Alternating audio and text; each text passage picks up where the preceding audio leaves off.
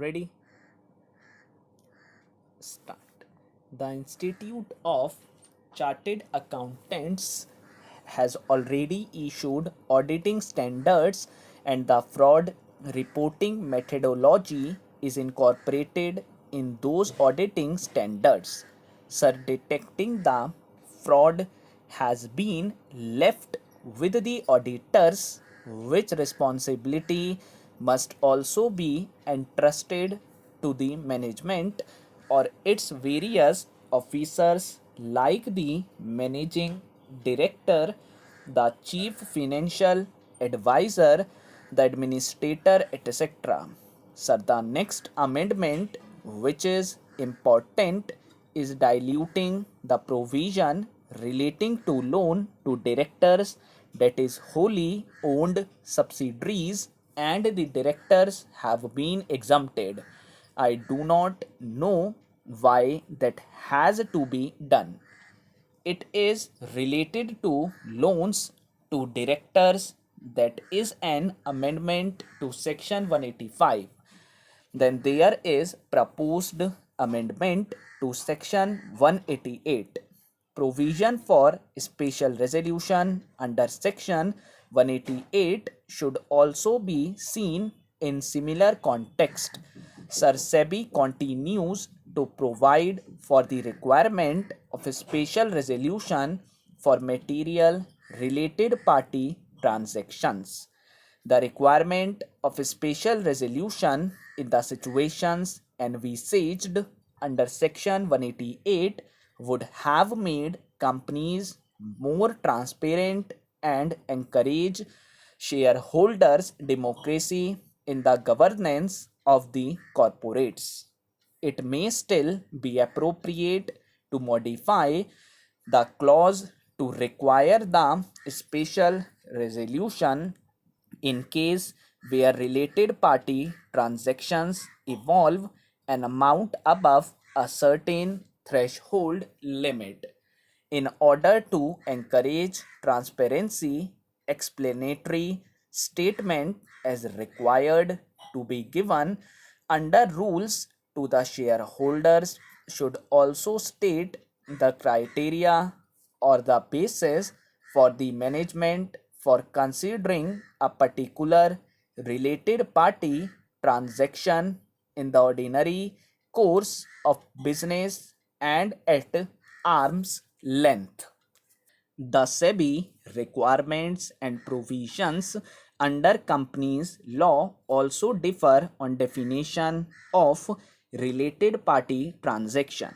While SEBI has aligned recently the criteria for material related party transaction, there are a number of differences on the corporate governance requirements as well. The government should evolve a mechanism so that SEBI and the company's law requirements converge in regard to listed companies and companies with significant public interest. This would greatly help in easing business in India as well. Sir, the other amendments are consequential.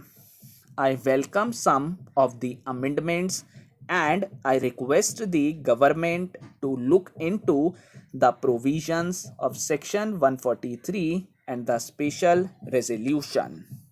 With these few words, I support the bill and hope that the Honorable Minister will look into the suggestions and consider them seriously in the interest and benefit of the people of this country. Mr. Deputy Chairman, I am extremely grateful to the honorable members who have spoken. In fact, it is very rare, as I said, that law made in 2013 has to be reviewed because it is an act with 470 sections. Therefore, a lot of representations had started coming in the moment this act was notified. There were some drafting oversights because it is a long act, plus some inconveniences were felt when the act was being implemented. We therefore held consultations with all stakeholders and we were able to identify several points which required to be revisited. Some of those points were revisited by virtue of notifications or even under rules. For example, one of the issues that my friend from the opposition has raised is with regard to a large number of private limited companies and the provision of very onerous nature being made applicable to them.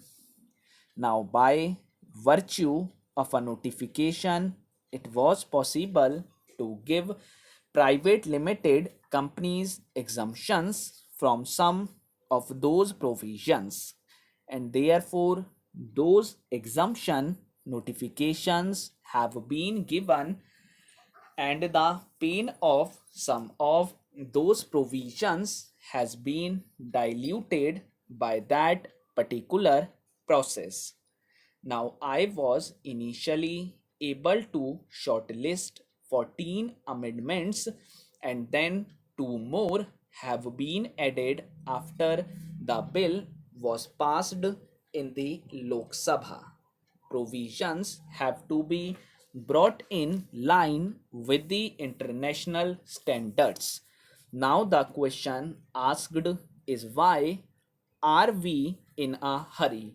As rightly mentioned by some honorable members, people are finding it extremely inconvenient after this legislation to comply with all the provisions, and therefore they are finding out devices of not forming a company and going in for other devices including a limited liability partnership.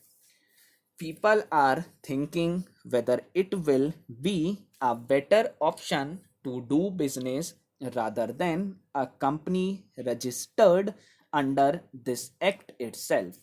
For example, you look at subsection 6 of section 212.